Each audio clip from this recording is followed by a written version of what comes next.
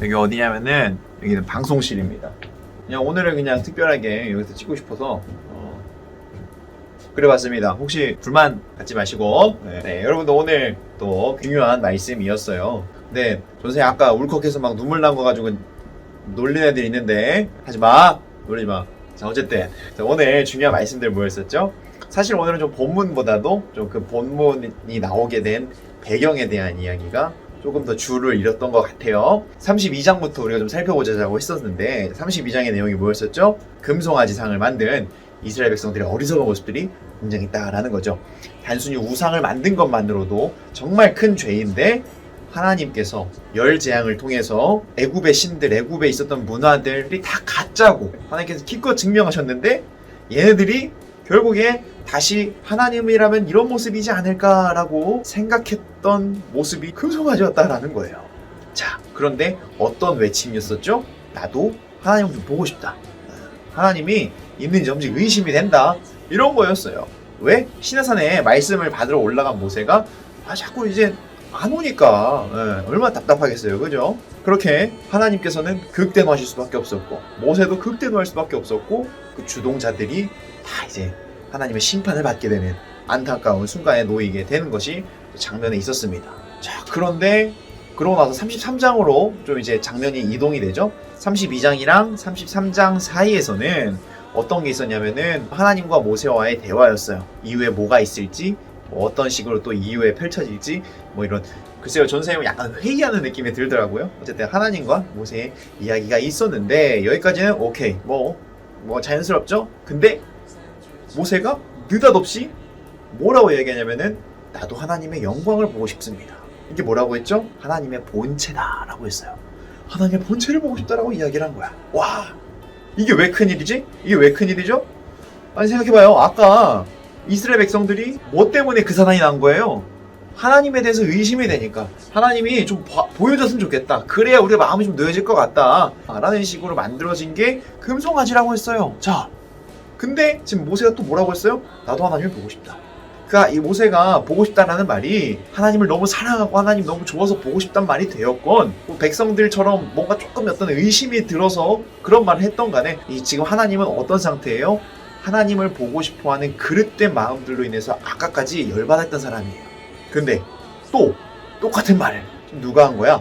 모세가 한 거예요. 이게 얼마나 하나님 입장에서는 어처구니가 없었을까. 그런데 하나님의 모습이 어떻게 나오죠? 또 심판을 하시나요? 화가 나시나요?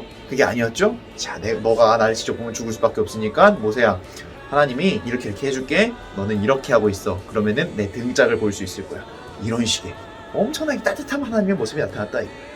이상하죠? 이스라엘 백성들도 하나님을 보고 싶다고 했어요. 모세도 하나님을 보고 싶다고 했어요. 그런데 이스라엘 백성들은 심판을 받았고 모세는 하나님의 배려와 사랑과 은혜를 받았다라는 거죠. 무엇이 차이점이었을까요? 간단하다고 했어요. 이스라엘 백성들은 하나님을 향한 의심과 하나님에 대한 분노도 있었겠죠? 어쨌든 그런 감정들을 자기들끼리 해석하고 자기들끼리 답을 내려서 자기들끼리 풀었어요. 그런데 모세는 어떻게 했어요? 하나님에 대한 어떤 의심이 되었건 뭐가 되었건 하나님이 보고 싶다라는 그런 말을, 하나님의 몸을 내 눈으로 직접 보고 싶습니다 라는 말을 어떻게 했어요? 하나님 앞에서만 했어요. 하나님한테 직접적으로 말씀드렸어요. 그 차이라고요. 우리가 이것 통해서 무엇을 알 수 있다고 했죠? 하나님께서는 하나님을 향하여서 우리가 어떠한 마음이 들든지 간에 그것이 회의, 의심이라고 했어요. 분노까지 이어지던 어떤 감정이 들든지 간에 이러한 그 모든 것들은 하나님 앞에서 하나님한테만 쏟기만 하면은 아무 문제가 없다고요. 오히려 하나님께서는 그러한 마음을 가질 수 있는 우리들을 향하여서 눈높이에 맞춰서 우리에게 주셔야 될 것을 주시고 또 오늘 본문 말씀처럼 실수한 모습이 있다 하더라도 계속해서 참으시고 오히려 더 큰 사랑과 더 큰 은혜를 주시는 분이 바로 우리 하나님이다 라는 것을 우리가 기억해야 된다라고 했어요.